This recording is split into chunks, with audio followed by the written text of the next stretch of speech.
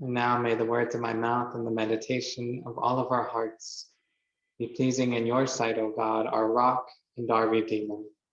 Amen. So if I am honest about my experience with Ash Wednesday, it wasn't really always something that I thought about, and it certainly wasn't something that I thought was great or beautiful. Coming out of a Baptist and Pentecostal tradition where we had no concern about things like Lent, I thought it was odd that Christian tradition spent 40 days thinking about the fuzzy stuff that comes out of a dryer. But once I finally realized what Lent actually was about, I remember feeling really anxious about Ash Wednesday services. It was all doom and gloom, I thought, and I was supposed to think about my human frailty and how bad I was, or at least that's how I thought about it or understood what people were saying. It felt as though Ash Wednesday and the Lenten season were asking me to think about how much of the villain I was in God's story, how much of a villain I was in the world. Was this just some form of self-punishment? Because if that's all it is, I got that all on my own without the help of religion. And I imagine that if you're like me, you probably don't enjoy seeing yourself as the villain in your own story. And why would we? If you're like me, you probably prefer to be loved, admired, and cherished, adored even. But we grow up with stories about good and evil, light and dark, heroes and villains, and those stories are parts of our worldview. We can't help it, although they're often less fantastical than our childhood fairy tales the older we grow.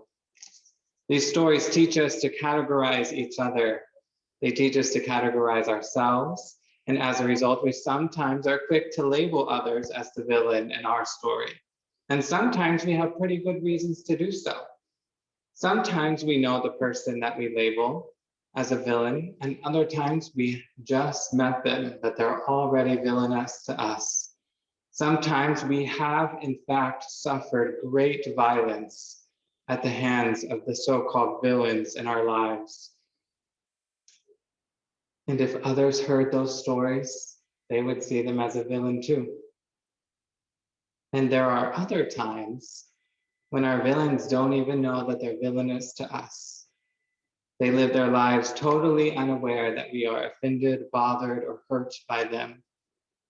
And I can tell you from my experience living in New York City, every tourist was a villain as they walked slowly in front of me while I was trying to catch the train.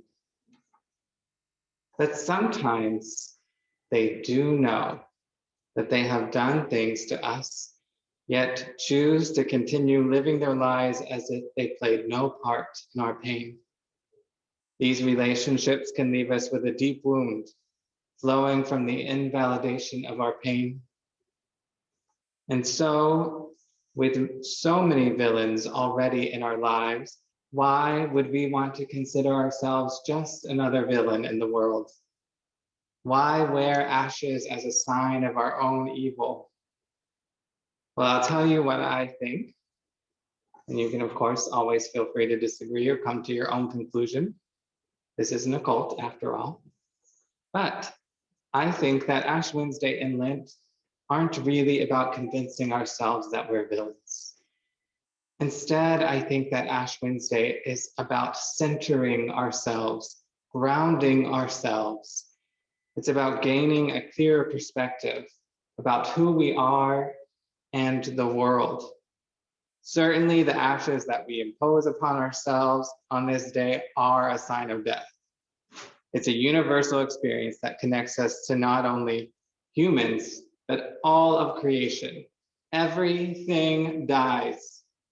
It's just reality, and often painful. Death is that thing that we cannot get away from, yet so often try. It reminds us of our frailty as humans. We are from the earth, and to the earth we shall return. We are not so self-important that the world will fall apart when we are no longer here. Death also reminds us that we are capable of being wounded. We are vulnerable. We bruise, we bleed, and sometimes we just plain old hurt. And again, this is a universal. It's not just me and you sitting in this room, it's every single human, even those who appear to never be in pain. The truth of the matter is that no one makes it through life unscathed.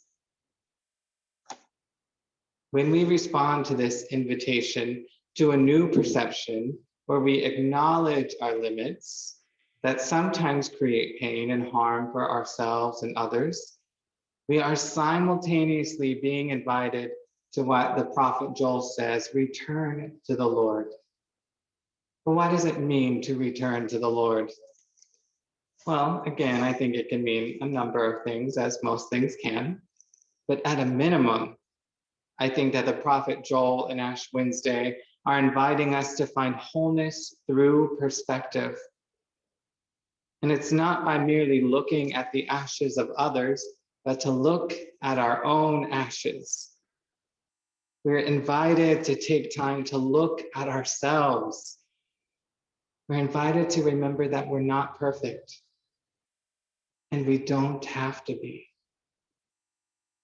And it's not so that we can beat ourselves up, but it's so that we can own ourselves, so that we can own our limits, so that we can recognize that our strengths are sometimes also our weaknesses, and our weaknesses are sometimes our strengths. And just as important, we are also invited to own our goodness, which is our glitter. So within our Ash Wednesday perspective gaining, we can't forget that in Jesus, we saw a picture of both human frailty and divine goodness coming together. The Jesus story teaches us that while we once thought that heaven and earth were completely separate things, heaven and earth actually coexist. The human and the divine coexist. And where does this happen?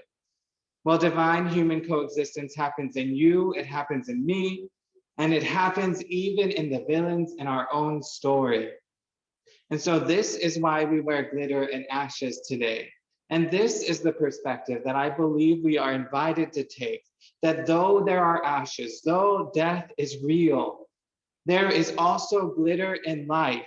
We get to remember that we are both beauty and ash at the same time, that though we are dying, we have life here and now, and we get to experience beauty here and now, and we get to be part of creating the beauty here and now. We can see our imperfections, and we can also acknowledge them without wallowing in them. And we can do that because we can respond by showing ourselves empathy, love, compassion, grace, and respect. And in showing ourselves these things, we can also learn to show them to others. So, beloved, let these ashes and glitter be a sign to us today that ashes and glitter exist in all of us. Sometimes it's really hard to see the glitter. Sometimes the ashes may be laid on a bit thicker than the glitter. But I promise you, it's all there. The ash, the glitter, all of it. So, beloved, tonight, let us follow Joel's advice. Let us rend our hearts. Let us bring our whole selves to this table of love, the good, the bad, and the ugly. And let us love ourselves fully tonight. Let us love one another fully.